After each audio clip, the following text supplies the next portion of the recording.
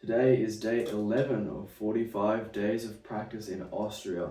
So today's practice data set, we're going to cover this method from Pinkas Zukerman, or from Galamian originally, to practice the Sibelius Concerto, third movement.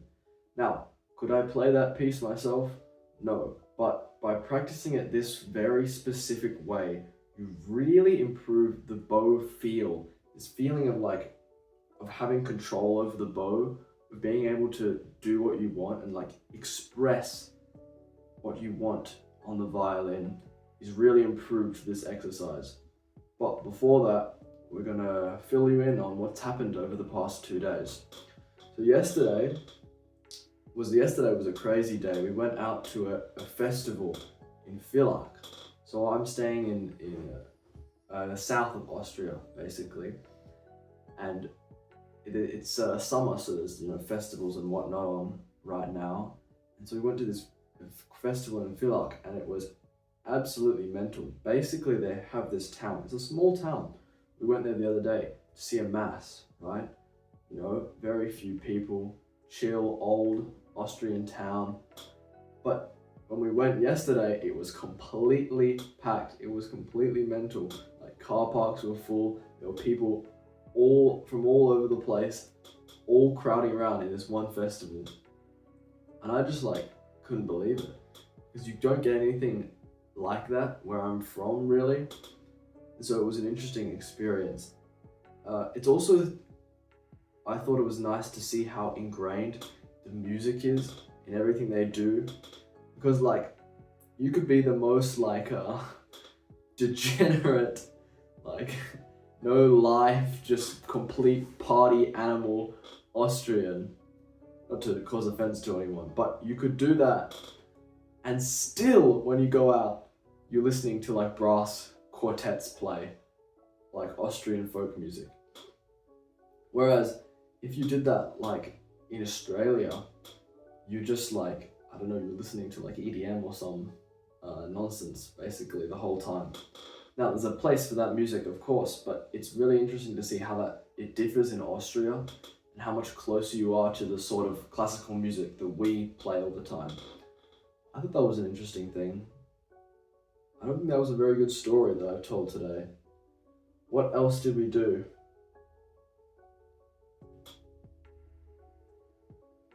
Oh, I can't think of anything. We're gonna have to leave this in the video anyway.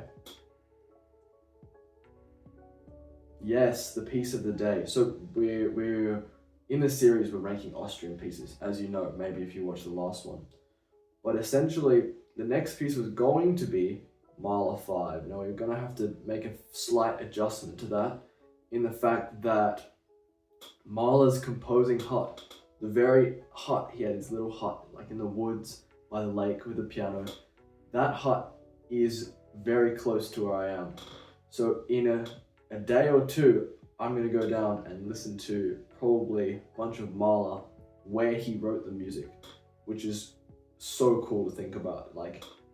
Because for the longest time, all the music that I've heard or consumed or read about has been so far away. It's all been violinists milstein, Heifetz, zukerman, that are sort of in another, well, Zukerman's obviously still alive and playing, but I've never seen him. But when you listen to Oistrakh, Heifetz, milstein, they're from another world. It's just sort of distant, and you're just sort of watching on a screen or reading about it. And the same with all these composers. You have there's Mozart, or you have your Brahms, your Beethoven, your Bach, anyone really has always been far away, old, and in Europe. And so now to be actually in the place that they've written their music and have a chance to go to that composing hut that is in very much the same condition that it would be when Mahler wrote the music. Because of course, when you go to a big city, a lot's changed. But when you go to a hut by the lake, it's very much the same place, same environment that inspired Mahler to write the music. And so far from what I've seen of the Austrian landscape, it's very inspiring. So that's enough talking for now. We're going to get onto the practice data set. This way to play the Sibelius.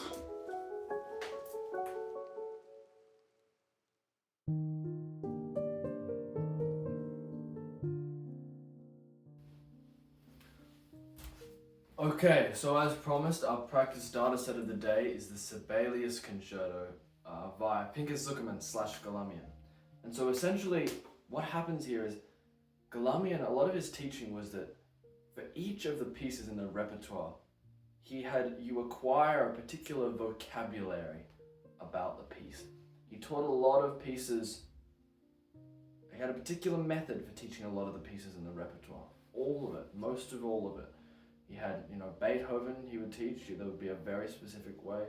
Tchaikovsky, Lalo, Symphony Espagnole, which is a piece that's not really played too often now.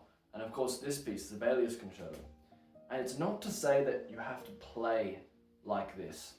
You have to play like Galamian. Because you look at Galamian and his students, and you look at, by extension, Dorothy DeLay, because Galamian taught DeLay and DeLay taught a lot of students. But if you look at their sort of history of the pedagogy, they all play very differently. It's not like because they learnt the same way, they all suddenly play the same way. I mean, you look at Joshua Bell versus Perlman versus Zukerman, right? Completely different violinists, all taught largely by the same teacher. And so the method isn't to force you to play the same way, it's to really acquire this feeling for how to use this thing. And my feeling for how to use this is far, far from perfect, but it's improved so much over the past few years, and especially when I've learned exercises like this. So we start with the Sibelius third movement, right? Dum, ba-dum, ba-dum, ba-dum, ba-dum. And so the words go this: catch, first note, catch.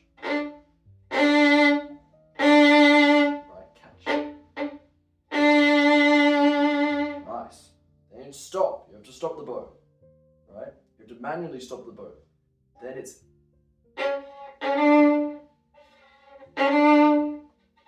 catch and it's travel. Catch, travel, catch, travel. So you catch the down and travel.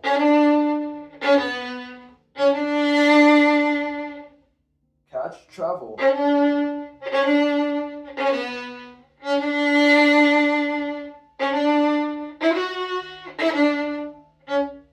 Circle, circle, circle, catch, catch, travel, extend,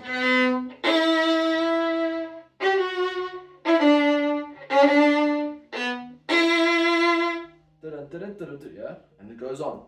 And it's the same thing when you get here, E string.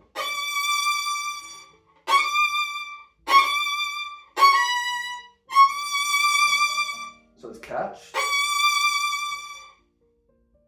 catch, travel, catch, travel, catch, travel. Oh.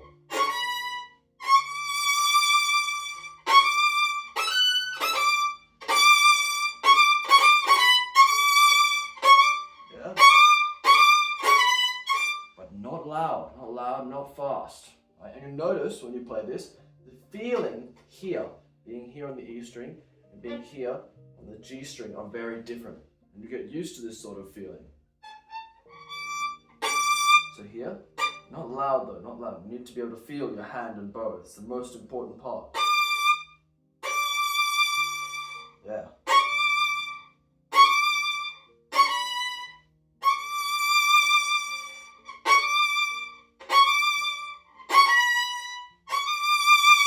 So the travel uses a lot more bow and the catch, because of course the timing is uneven, so you need to be able to get back up. But this creates a wonderful feeling in the bow. So it's just that far into the piece, right? Until you get to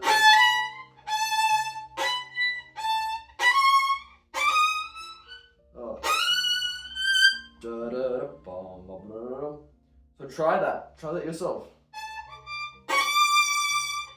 Don't just watch me play it on your screen. Get up the music, go on IMSLP, look up Sibelius Concerto, find the last movement, just the first 3 or 4 lines.